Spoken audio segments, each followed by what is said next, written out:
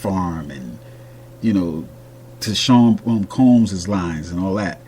Like, how many fashion lines were influenced and developed because of hip hop? All right. Then we going into film and video production. Obviously, with music, there's the aspect of video, so that whole element. But how many hip hop movies or hip hop influenced elements in movies have there been over the last 40 years? Okay, which also leads into the television content. How many times have you seen MCs on a show, even if it's a reality show? Okay, loving hip hop. Let's not even go into that. But graphic arts, right? How many graffiti artists turn graphic artists?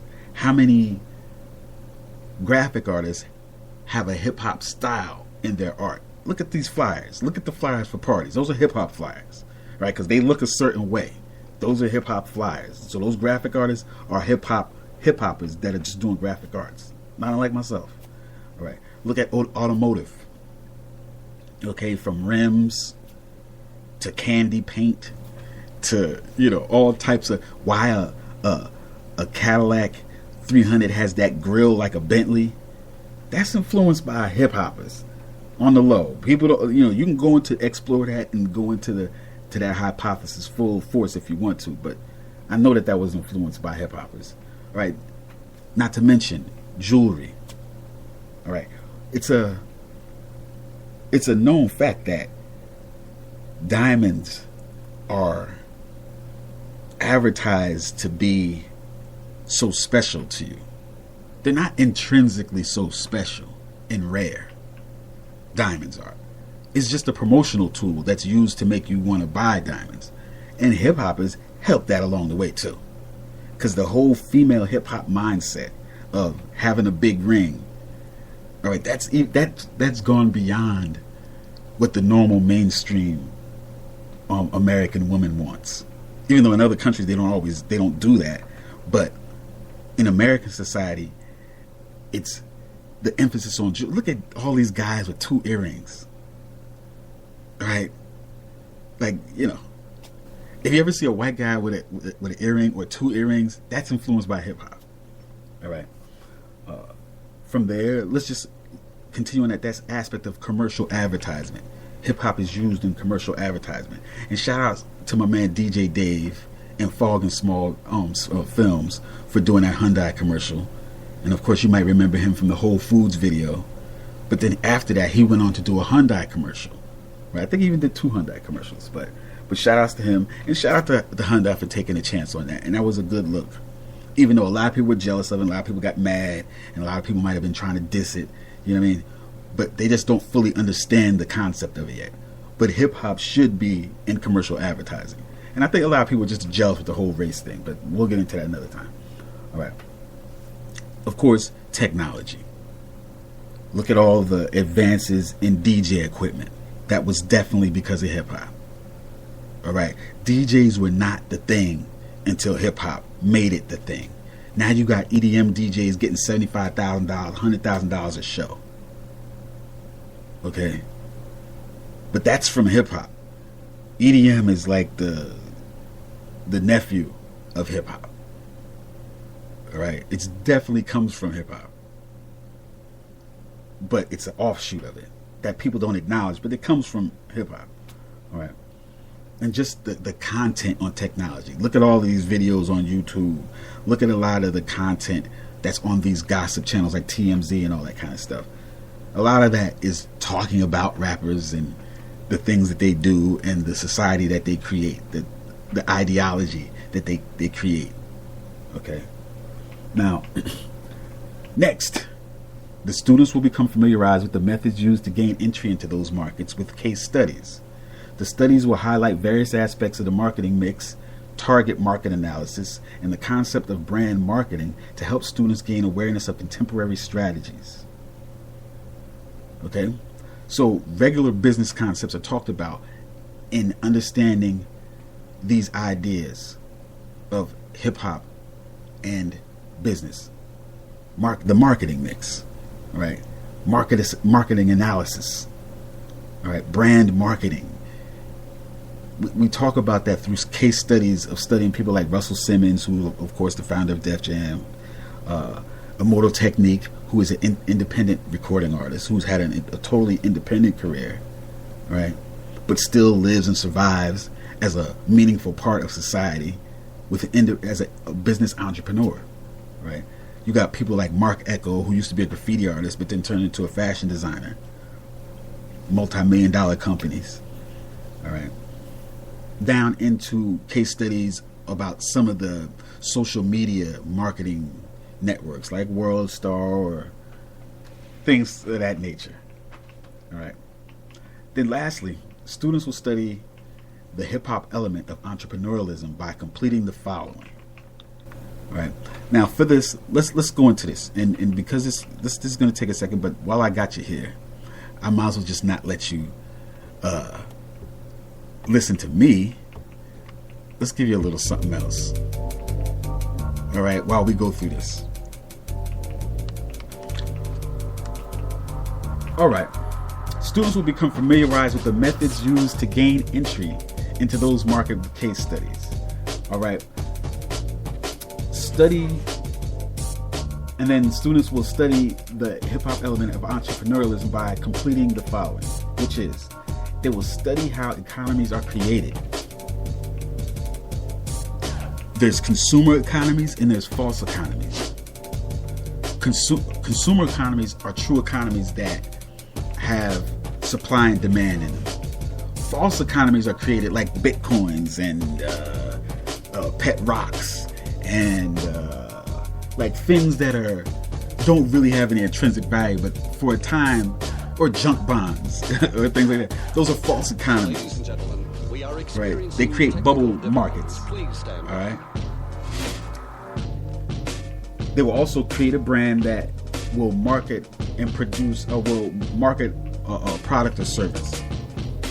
So students will be able to create a hypothetical brand that they will then try to market as a product or service. Just hypothetically, how would that work? How would you strategically try to market and brand something?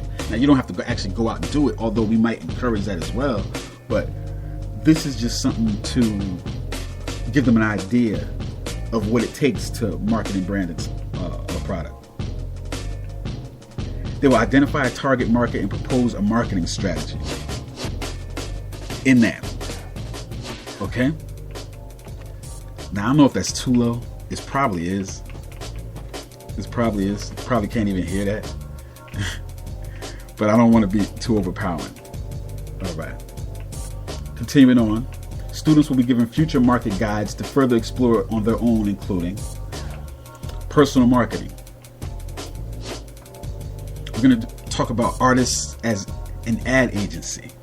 An artist as an ad agency. We talk about internet entrepreneurship. The individual as an entrepreneur. That's in personal marketing when we talk about that. We'll talk about how to monetize and regulate structured element displays. For instance, tournaments and competitions that are monetized and regulated with leagues, national/international leagues. There's a whole series of element displays that you can have that are regulated and monetized, just like the NFL, okay?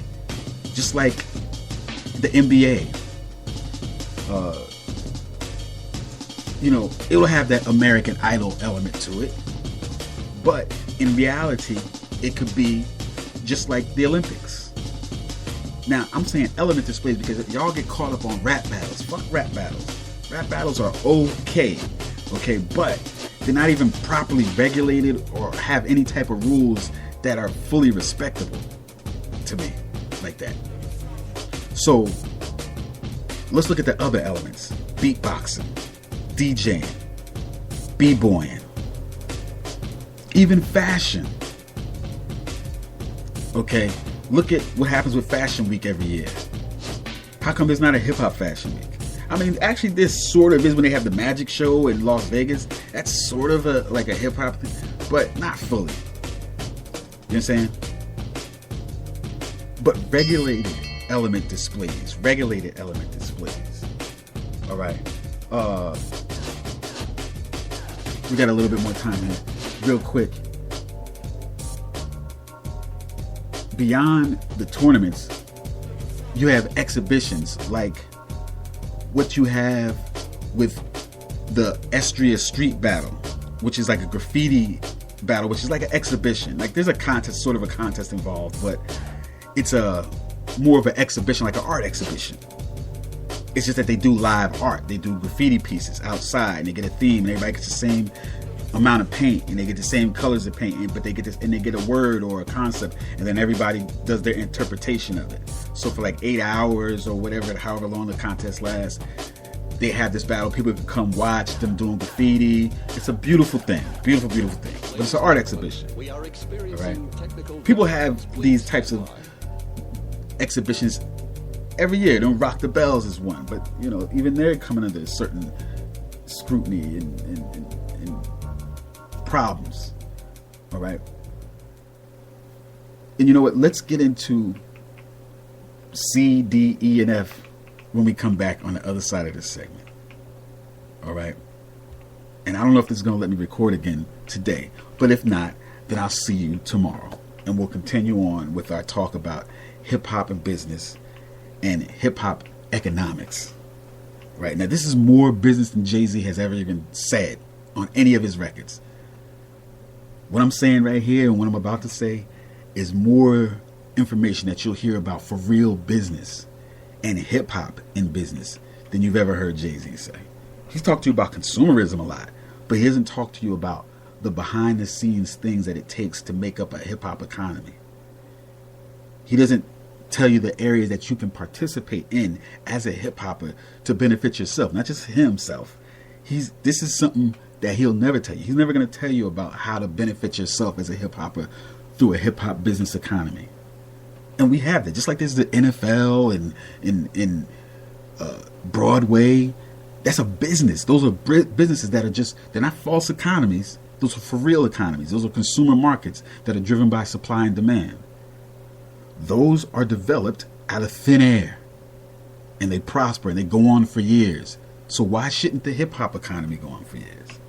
Why shouldn't the hip hop business economy be regulated and produced by conscientious people in different paths in life to help it all grow and become a part of their life's economy? How come we can't do that? It's because we don't talk about it. The people that are so-called business leaders, they don't talk about business. They talk about consumerism. They ain't telling you nothing about how to create a business economy in hip-hop. This is what this is about. Right? This is what the hip-hop business curriculum is about at Essex County College.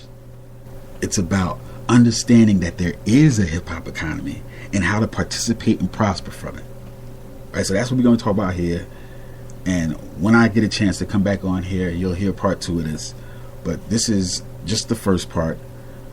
Like a lot of other first parts that I do on here, sad to say. But this is another first part that hopefully you'll hear a second part to as soon as I can get around to it. All right. And this is just talking about the hip-hop business economy. So for all of you out there, thanks for tuning in. And I'll check you again next time. I'm your man right here, Curtin ICE. Check me out on the blog, hiphoplives.net, for all the updates. Go to shadesradio.com or either site for the video library, the video archives from Shades of Hip Hop that you'll most definitely enjoy if you're a hip hopper. All right. And if you want some more knowledge for the head, just go to the information page and check out the magazine. All right. Until the next time.